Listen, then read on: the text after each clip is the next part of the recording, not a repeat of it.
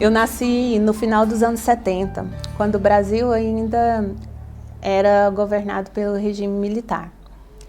Quando eu era criança, eu me lembro da tela da TV toda preta, assim, aquela tarde da censura.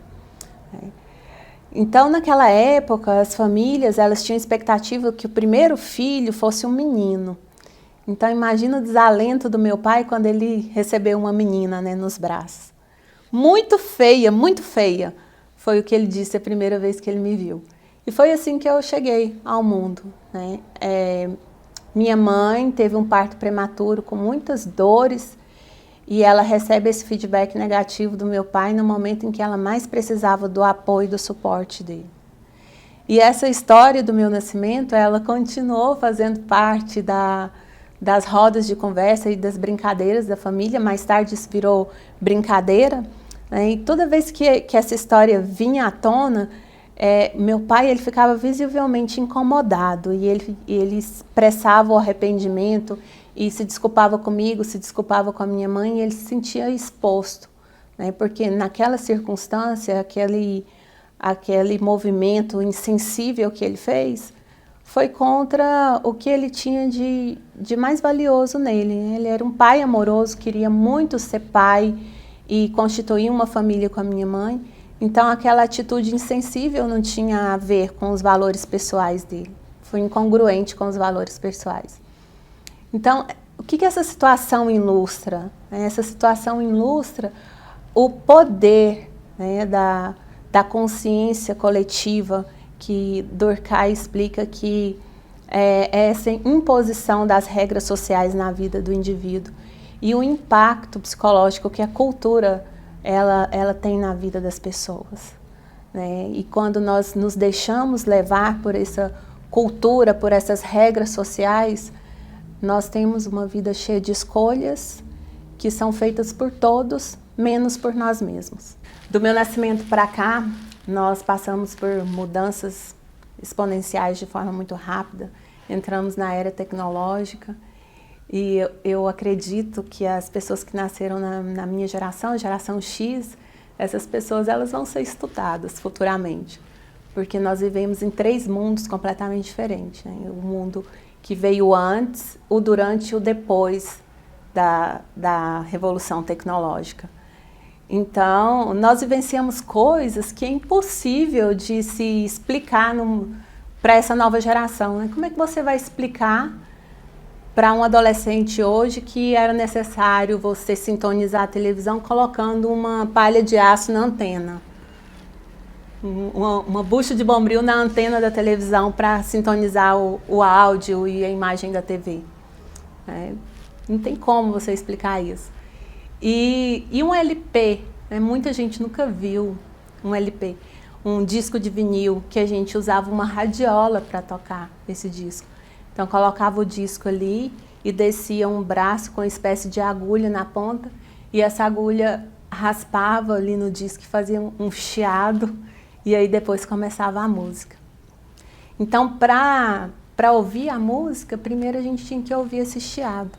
E esses chiados são os chiados do nosso passado. E esses chiados, eles são chiados lá do passado, né? Apesar de viver no mundo moderno, tecnológico, muito melhor do que o que minha mãe ou que a minha avó viveram, né? Do que as mulheres que vieram antes de nós. Hoje nós temos mais opções de escolha, de trabalho, de profissão, de educação.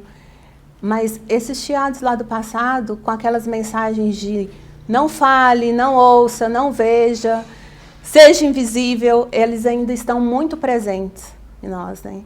Eu consigo me lembrar, por exemplo, das mensagens contraditórias da minha família. Minha mãe, quando a gente ia sair, e ela me arrumava e dizia, olha, quando chegar lá, você fica quietinha, caladinha, comportadinha e fecha as pernas igual mocinha. Ou seja, seja invisível, não fale nada, não ouça nada, não participe de nada. Essa era a mensagem, né? E aí, quando eu fui ficando maior, eu fui ficando mocinha, a minha mãe me disse assim, olha, você vai trabalhar e vai aprender a trabalhar para você ficar independente. Então, ela me levou para trabalhar junto com ela no autopeças da família. Meu pai tinha um autopeças com oficina mecânica no fundo. Então, apesar de ser um ambiente predominantemente masculino, meu pai fazia questão que eu e minha mãe trabalhássemos com ele. E minha mãe fazia questão que eu fosse independente, aprendesse a trabalhar e fosse independente. Mas, ao mesmo tempo, ela dizia, olha, quando chegar homem para negociar, você fica calada. Mulher não intromete negócio de homem. E até hoje eu me lembro da minha mãe fazendo assim, né, pedindo silêncio para eu não intrometer na conversa dos homens. Então, são mensagens contraditórias que você traz do passado, e isso causa bloqueios na vida profissional hoje, né? Como é que uma mulher que vai ser independente não vai aprender a negociar com homens? Não vai aprender a falar com homens? E isso causou muita dificuldade, causou muito bloqueio na minha vida profissional. Apesar de eu ter aprendido a trabalhar, apesar de ser independente, eu ainda tive que lidar com esses bloqueios que veio lá do passado. E quando eu decidi que eu ia fazer faculdade, eu fui a primeira neta que falou, olha, eu vou fazer faculdade. A primeira filha, primeira neta, né? Fui abrindo todos os caminhos. Eu lembro que a minha avó dizia assim, fazer faculdade para quê? Cuidar de marido e limpar chão? Cuidar de criança? Não precisa estudar, não. Essas meninas vão fazer faculdade e voltam com o diploma chorando no braço. Então, eram essas mensagens que a gente recebia, né, das mães, das avós, e que a gente traz hoje, apesar de não fazer sentido nenhum, apesar de não se encaixar mais no meu contexto, mas ainda vem e traz os bloqueios que a gente quer se livrar. Então, essas mensagens que eu recebi lá no passado não fazem mais nenhum sentido em uma sociedade onde a mulher tem uma carreira profissional, já não é mais uma opção. A mulher trabalhar e ganhar dinheiro, garantir o sustento da família, é uma necessidade. Então, por que as mulheres em cargos de liderança, elas ainda têm medo de ser chamadas de mandona? E por qual motivo nós nos sentimos tão desnorteadas, tão culpadas e tão cobradas e mesmo sobrecarregadas? A mulher ainda tem essa poluição sonora lá do nosso passado, que impede que nós acessemos o nosso crescimento profissional. No seu livro Faça Acontecer, a Sheryl Sandberg, que é chefe operacional do Facebook, ela faz uma colocação que eu gosto muito, né? Ela diz que os homens, quando eles fazem alguma coisa e têm sucesso, obtêm sucesso, eles atribuem o seu sucesso a eles mesmos. E as mulheres, ao contrário, elas atribuem o seu sucesso a fatores externos. Então, além de barreiras externas, né, impostas pela sociedade, nós ainda temos que lidar com essas barreiras internas. E nós, mulheres, nós somos tolhidas, né, e nos refreamos de várias maneiras. Em coisas grandes, em coisas pequenas, por falta de autoconfiança, por não levantar a mão, né, quando a gente devia falar e expressar nossas ideias, por recuar quando nós deveríamos acontecer. Nós interiorizamos essas mensagens negativas que nós ouvimos lá ao longo da nossa vida. As mensagens de que era errado falar, né, falar as coisas sem rodeio, ser assertiva, é errado mulher ter iniciativa, que é errado a mulher ser mais poderosa, se mostrar mais poderosa do que os homens, que é errado a mulher estar na frente do marido.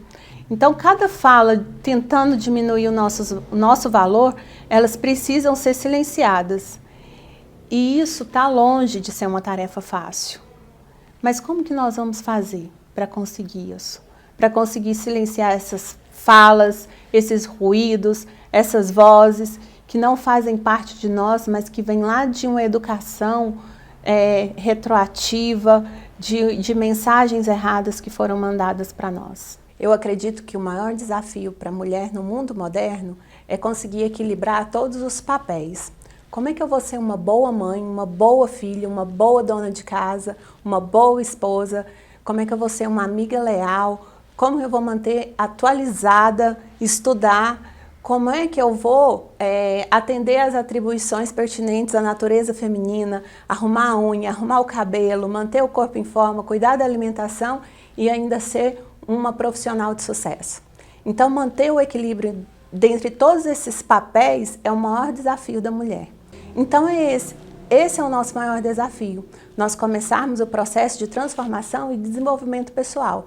E esse processo de autoliderança começa com uma ação um movimento de individuação. Nós temos que começar a nos projetar, a nos movimentar em direção àquilo que nós escolhemos para a nossa vida. E para isso, existem 5 passos fundamentais. O primeiro passo é: mate aquilo que tem que morrer dentro de você. Isso mesmo. Respeite a sua natureza feminina. Respeite o ciclo de vida, morte e vida. Quando nós matamos aquilo que tem que morrer dentro de nós, nós damos oportunidade de nascer algo novo e muito melhor. Então, mate aquelas velhas crenças que não servem mais para nada, mate aqueles comportamentos, aquelas atitudes, aquelas regras e aqueles valores que estão te aprisionando. Mate aqueles relacionamentos que estão te causando dor e sofrimento. São os relacionamentos tóxicos que só te causam dor e sofrimento. O Roberto Chiniachik, um famoso psiquiatra e também mentor empresarial, no tocante ao relacionamento, ele diz assim: olha, rasgue o cheque. Simplesmente rasgue o cheque. E o que significa rasgar o cheque? Rasgar o cheque significa perdoar a dívida, deixar aquilo que aconteceu lá atrás e focar na sua alta performance, no seu autodesenvolvimento. Mate o que tem que morrer, rasgue o cheque, deixe tudo o que aconteceu lá para trás, perdoe essa dívida e foque no seu autodesenvolvimento. O segundo passo é: acredite na sua história, acredite e se conecte com a sua história. A nossa história pessoal, a história da nossa vida é aquilo que diz quem nós somos. E o que nós fazemos? Nós estamos sempre distraídos, prestando atenção e nos conectando à história do outro. É isso que a gente faz quando a gente está lá nas redes sociais. Nós queremos saber o que o outro está vestindo, aonde ele está indo, com quem ele está falando, que festas ele está frequentando. Não é isso que a gente faz lá nas redes sociais? E quando a gente quer se distrair, se divertir, o que a gente faz? Nós vamos maratonar as séries da Netflix. E o que a gente está fazendo? Nós estamos acompanhando a história de vida do outro, mais uma vez. E a mesma coisa a gente faz quando a gente acompanha o Big Brother, para saber da vida do outro, quando a gente acompanha os capítulos da novela. Então, nós estamos sempre com atividades que nos conectam com a história de outras pessoas. E quando é que nós tiramos tempo para nos conectar com a nossa própria história? Quando nós nos conectamos com a nossa história, nós estamos conectados também com a nossa essência. E aí o que acontece? Quando nós estamos conectados com a nossa essência, nós temos clareza de propósito. Então, nós fazemos escolhas mais assertivas. O nosso terceiro passo é: seja curiosa. Ah, mas ser curiosa não é algo deseducado, deselegante? Ser curioso, curiosidade, é uma virtude essencial e ela faz parte da nossa natureza, da natureza feminina. Curiosidade também é uma força de caráter. E como que nós vamos desenvolver e deixar florescer essa força de caráter, essa virtude essencial que é a curiosidade? Bom, nós podemos fazer isso de várias formas. Nós podemos fazer viagens, nós podemos aprender línguas, aprender sobre a cultura do outro, aprender a língua do outro. O que nós podemos fazer também? Assistir palestras, participar de treinamentos, de cursos, leitura é fundamental. Nós podemos participar de rodas de conversas com um grupo de mulheres, podemos participar de associações. Tem muita coisa legal que a gente pode fazer para deixar florescer aquilo que já é nato da natureza feminina, que é a nossa curiosidade e que também é uma virtude essencial. O quarto passo é ter abertura. E ter abertura é estar aberto para aprender o novo, né? Ter abertura também significa que você não tem o controle de tudo. E você precisa estar aberto para situações inconvenientes, para aquilo que você não está esperando e para aquilo que você não tem o controle. Para que nessas circunstâncias você também tenha abertura para pedir ajuda, né? Ajuda para as pessoas que pensam diferente de você, que agem diferente de você, que se vestem diferente de você, que têm ideias diferentes de você. E para pedir essa ajuda, precisa ter abertura e suspender o julgamento. Então, ter abertura envolve todos esses aspectos. Está aberto para o aprendizado novo, está envolvido suspender o julgamento de ideias, de pessoas, de valores diferentes do seu, entender que nós não temos o controle de tudo. O quinto passo é ser autorresponsável. Autorresponsabilidade ou poder da ação é o primeiro passo de todo o manual de sucesso. Todos os livros que vão indicar o caminho para o sucesso, eles começam pela ação, ou seja, pela autorresponsabilidade, por você assumir as rédeas daquilo que é importante para você. Se aquilo te afeta, então o problema é seu. Como é que nós vamos resolver? Sendo proativos. E o que é proatividade? Proatividade é agir antes. Agir antes, ser proativo, é um dos primeiros hábitos das pessoas altamente eficazes. Então, assumir a responsabilidade, agir rápido, sendo proativo, também vai te ajudar a chegar onde você quer chegar. Bom, esses 5 passos, eles garantem o nosso autodesenvolvimento e também uma vida plena, cheia de certezas das nossas escolhas. O que nós podemos fazer ainda? Silenciar todos os barulhos externos e nos conectar com a nossa essência feminina. Respeitar os nossos ciclos de vida, morte e vida. E se manter curiosa. Ouça a sua própria voz, ouça a sua história. Mantenha-se conectado com a sua história, com a história de quem você é.